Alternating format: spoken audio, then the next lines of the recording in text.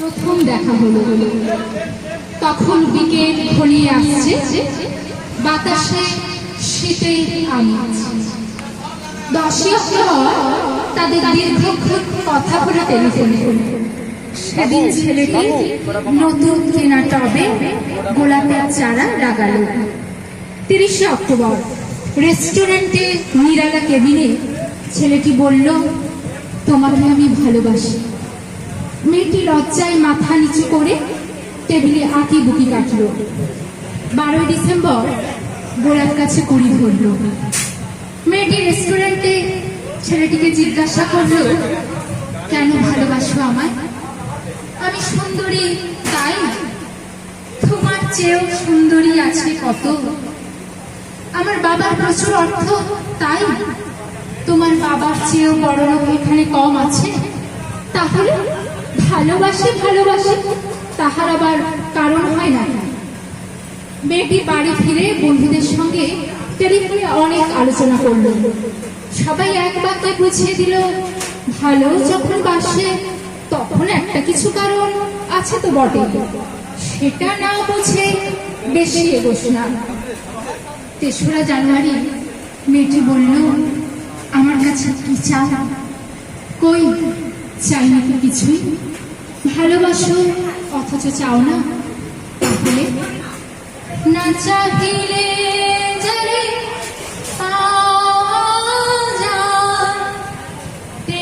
গিলে আসে হাতে। এ তো গান, শুধুই গান, তাছাড়া কি? কিছুই যদি না চাও তবে ভালোবাসো কেন? ভালোবাসি তাই ভালোবাসা দিতে চাই।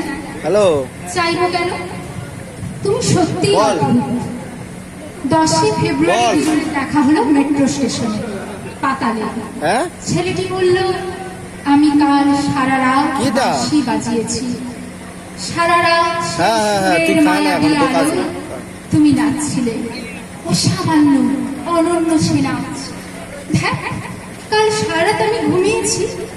আমি কিন্তু তোমার নাচি দেখে গেছি সারা রাত। তোমার বাঁশি একদিন শুনতে হবে। 12ই মার্চ ছেলেটি বাঁশি বাজালো। মেয়েটি শুনল। সময় থমকে থেমে রইল অনেকক্ষণ। বাঁশি যখন থামল, মেয়েটির 2 চোখ ভরা জলে। বলল, বাঁশি শুনতে শুনতে আমার ঘুম এলো আবেশে। আমি দেখলাম আমি নাচছি মেঘের মাঝখানে, তারাদের পাশে আমি নাচছি। আকাশে ফুলের গন্ধ। ডাক্তার আমায় বাঁশি বাজাতে নিষেধ করেছে। সে কি? কেন? বাঁশি আমায় টেনে নিয়ে যায় স্বপ্নের মধ্যে। ডাক্তার বলেছে, স্বপ্ন দেখে দেখে আমার মস্তিষ্কের শিরায় উপশিরায় জ্বর পাকিয়ে যাচ্ছে। তাহলে ভাবছি। 16ই এপ্রিল মেয়েটি বলল, আমার বন্ধুরা বলেছে তুমি খুব ভালো, অসাধারণ, কিন্তু তুমি সৃষ্টি ছাড়া। তোমার স্বপ্ন সব অর্থহীন।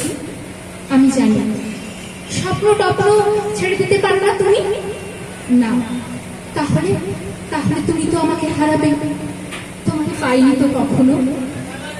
5ই মে ছেলেটির মস্তিষ্কে অপারেশন হলো। একটু সুস্থ হতে মেয়েটি এসে বলল, ভালো আছো তো? এখন আর স্বপ্ন দেখছো না তো? দেখতেছি আরো সুন্দর সব স্বপ্ন। তাহলে তো দেখছি অপারেশনটা আদৌ সফল হয়নি। বাড়ি ফিরে বন্ধুদের ফোন করলো মেয়েটি।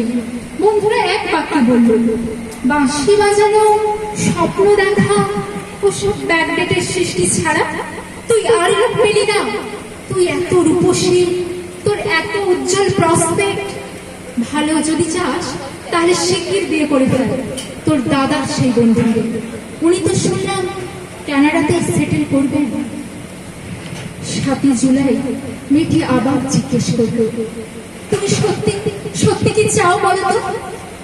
তুমি আরো সার্থক, আরো সুন্দর হয়ে ওঠো, ব্যাস, আর কিছু না। আর চাই স্বপ্ন দেখো। ও স্বপ্ন তাহলে তুমি ছাড়তে পারবে না? না। তাহলে থাকো তুমি তোমার স্বপ্ন নিয়ে।